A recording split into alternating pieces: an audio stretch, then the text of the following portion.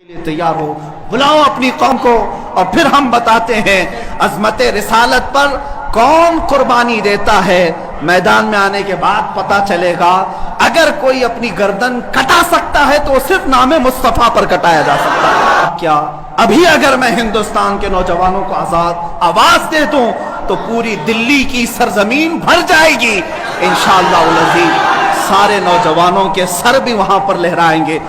میں انشاءاللہ عنقریب اعلان کرنے والا ہوں کہ اے نوجوانوں باندھ لو اور سنو۔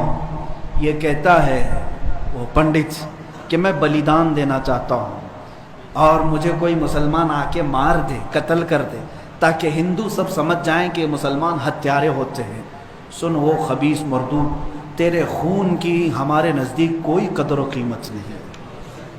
جو لوگ یہ کہتے ہوں گے کہ اس کے سر کی اتنی قیمت اتنی قیمت، میں کہتا ہوں 5 پیسے کی بھی قیمت نہیں۔ اس سے بڑے نمرودوں کو اللہ نے مچھر سے ہلاک کیا ہے۔ دیکھنا تم جن کیڑوں کے ذریعے سے مرو گے وہ پوری دنیا کے لیے عبرت کا نشان بنو گے۔ میں یہاں پر اپنے نوجوانوں سے نہیں کہہ رہا ہوں، اس غلیظ خون کو اللہ ہی کافی ہے۔ اس غلیظ خون کے لیے، انتقام کے لیے اللہ کافی ہے۔ اور یہ کہتا ہے بلیدان کی بات، تمہاری ماؤں نے اتنا جگر تمہارے اندر دیا ہی نہیں کہ تم مرنے کے لیے تیار ہو۔ بلاؤ اپنی قوم کو اور پھر ہم بتاتے ہیں عظمت رسالت پر کون قربانی دیتا ہے۔ میدان میں آنے کے بعد پتہ چلے گا۔ اگر کوئی اپنی گردن کٹا سکتا ہے تو صرف نام مصطفیٰ پر کٹایا جا سکتا ہے۔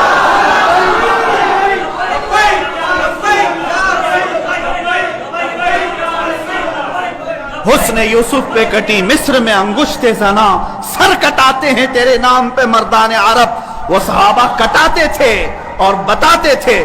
آج اگر وہ پنڈت وہاں بیٹھ کر کے کہتا ہے کہ میں بلیدان دینا چاہتا ہوں، تو اپنی کوٹھے میں بیٹھ کر بلیدان دے لے، تیرے اپنے گھر میں۔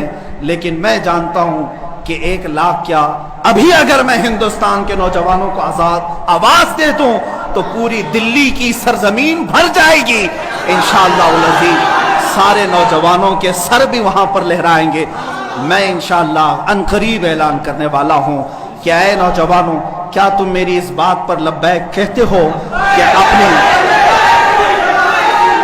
کیا تم میری اس بات پر آواز دے کر لبیک کہتے ہو کہ اگر حکومت وقت نے اس ملعون کو گرفتار نہیں کیا یا عظمت رسالت پر بھونکنے والوں کے گلے میں پٹا نہیں ڈالا تو ہندوستان کے ہر کونے سے مسلمان اپنے سر پر کفن باندھ کر دلی پہنچے؟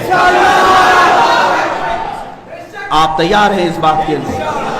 انشاءاللہ العزیز اگر سر کٹے گا، اے مسلمانوں گھبرانا نہیں، سب سے پہلے اس فقیر کا سر جائے گا انشاءاللہ۔ سب سے پہلے ہماری گردن کٹے گی۔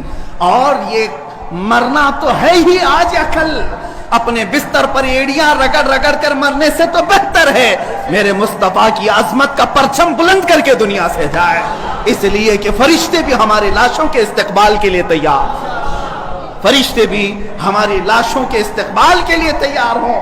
اس لیے کہ فرشتے بھی یہ کہیں گے یہ عام آدمی کی لاش نہیں آ رہی ہے، میرے نبی پاک پر اپنا خون نچھاور کرنے والا آ رہا ہے۔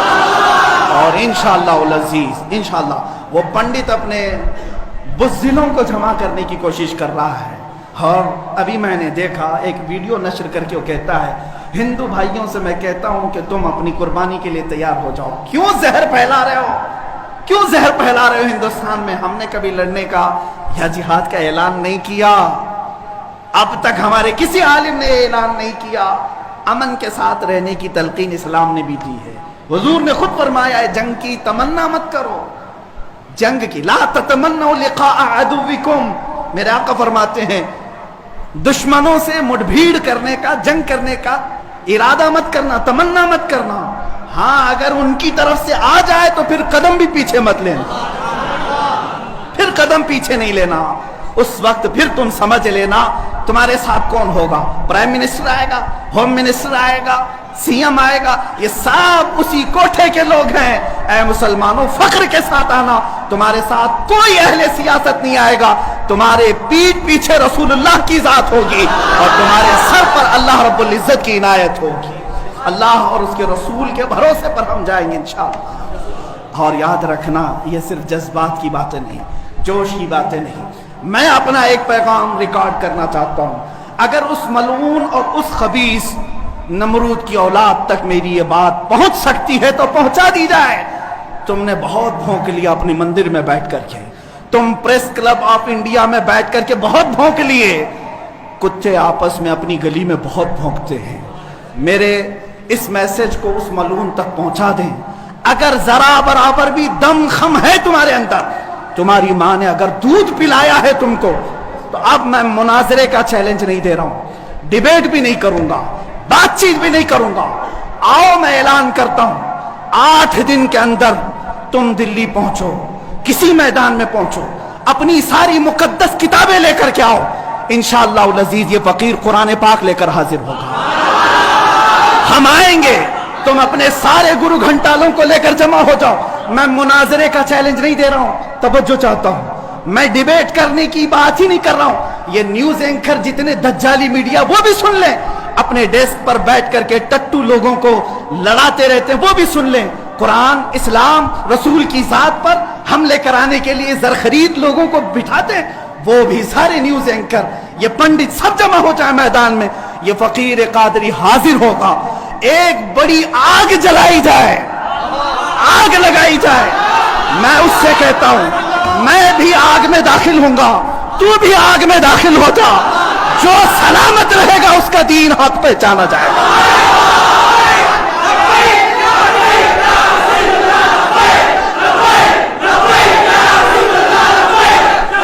بہت ہو گیا اے مسلمانوں، بہت ہو گیا احتجاج، بہت ہو گئے پروٹیسٹ، بہت ہو گئے ان سے مطالبے کرنا کہ اس کو گرفتار کرو، اس کا سر چاہیے۔ آؤ آج آر پار کی بات کر لیتے ہیں۔ زمانہ گزر گیا، 800 سال ہو گئے، سرکار غریب نواز کو بھی یہی چیلنج کیا گیا تھا۔ معین الدین حسن چشتی نے ہند میں یہ بتایا تھا کہ جو نبی کا غلام ہوگا وہ آگ میں بھی کود جائے گا۔ انشاءاللہ العزیز میں گنہگار ضرور ہوں، میرے اخلاق برے ضرور ہیں، لیکن جب بات میرے مذہب کی آئے گی، قرآن کی آئے گی، نام مصطفیٰ کی آئے گی، میں برسر اعلان آج پھر کہتا ہوں، آؤ تم سارے پنڈت مل کر کے آؤ، آگ لگائی جائے، تم سب پوری دنیا کو دکھانا میں بھی آگ میں داخل ہوں گا، تم بھی آگ میں آ جانا، دیکھتے ہیں کس کے جسم کو آگ جلاتی ہے۔ اگر میں سلامت رہا تو میرے دین کی بات ہوگی، اور انشاءاللہ العزیز مجھے یقین کامل ہے کہ اگر آگ پر بھی کسی کا حکم ہوتا ہے تو صرف میرے رب ذوالجلال کا ہے، میرے رب ذوالجلال کا ہے۔ بس اسی بات پر میں اپنی گفتگو کو ختم کرتا ہوں۔ اب احتجاج نہیں، اب پروٹیسٹ نہیں، سیدھے آر پار کی بات، میری یہ بات پہنچا دی جائے۔ اگر جواب آ جائے تو دیکھ لینا مسلمانوں، مجھے یہ یقین ہے کہ اس کا کوئی جواب نہیں آئے گا، اس کا جواب نہیں آئے گا۔ ہجڑوں کے پاس اس طرح کی کوئی بات کا جواب نہیں ہوتا، ان کی ماؤں نے اتنا دودھ ہی نہیں پلایا۔ یہ زرخرید اپنے علاقے میں بیٹھ کر کے بھونک تو سکتے ہیں، لیکن آؤ مباہلے کی میں دعوت دے رہا ہوں، مباہلے کی دعوت۔ قرآن نے بھی میرے مصطفیٰ کو مباہلہ کرنے کا حکم دیا تھا۔ جب عیسائیوں نے بہت باتیں کی تو رب تعالیٰ نے فرمایا اے رسول فَقُلْ تَعَالَوْا نَدْعُ أَبْنَاءَنَا وَأَبْنَاءَكُمْ وَنِسَاءَنَا وَنِسَاءَكُمْ وَأَنفُسَنَا وَأَنفُسَكُمْ ثُمَّ نَبْتَهِلْ فَنَجْعَلْ لَعْنَةَ اللَّهِ عَلَى الْكَاذِبِينَ۔ اے رسول ان کو بلا لیں، آپ اپنے بیٹے بیٹیوں کو لے کر کے آئیں، اپنی عورتوں کو لے کر کے آئیں، اور خود جائیں اور ان سے بھی کہیں کہ تم بھی اپنے بیٹے بیٹیاں لے آؤ، اپنی عورتیں لے آؤ، بیٹھیں گے میدان میں، اللہ سے دعا کریں گے کہ جو جھوٹا ہے اس پر لعنت بھیج۔ اتنا ہی میرے آقا کو حکم آیا تھا۔ حضور گئے نجران کے عیسائیوں کے پاس، چلو بلاؤ، مباہلہ کرتے، ایک مناظرہ ہوتا ہے جو ڈیبیٹ کیا جاتا ہے، مباہلے میں ڈیبیٹ نہیں، سیدھے میدان میں، عمل کے میدان میں بات نہیں کی جاتی۔ حضور آئے کس کو لے کر؟ سیدہ کائنات فاطمۃ الزہرا، حسن مجتبیٰ کو، حسین اعظم کو، مولا علی کرم اللہ وجہہ کریم کو، 5 لوگ آئے تھے۔ نجران کے عیسائیوں نے پہلے تو مان لیا تھا چیلنج، جب یہ نورانی چہرے دیکھے تو عیسائیوں کے ایک بوڑھے پادری نے کہا اے نادانو، کس کو تم نے مباہلے کے لیے بلا لیا؟ اگر اس رسول نے ہاتھ اٹھا دیا تو قیامت تک تمہاری نسلیں باقی نہیں رہیں گی۔ اور مجھے میرے مصطفیٰ کے اس مباہلے کی برکت سے یقین ہے، لیکن میرے مصطفیٰ کی نسبت میرے ساتھ موجود ہے، میرے پیر و مرشد کی نسبت میرے لیے کافی ہے۔ انشاءاللہ العزیز مباہلے کے لیے فقیر حاضر ہوگا، جواب آ جائے اے سنی مسلمانوں انتظار کرو، اب لڑائی آر پار کی ہو جاتی، دیکھا جائے گا کس کا دین حق ہے، کس کی کتاب حق ہے، کس کا رسول حق ہے، اسی بات پر خاتمہ ہوگا۔ وآخر دعوانا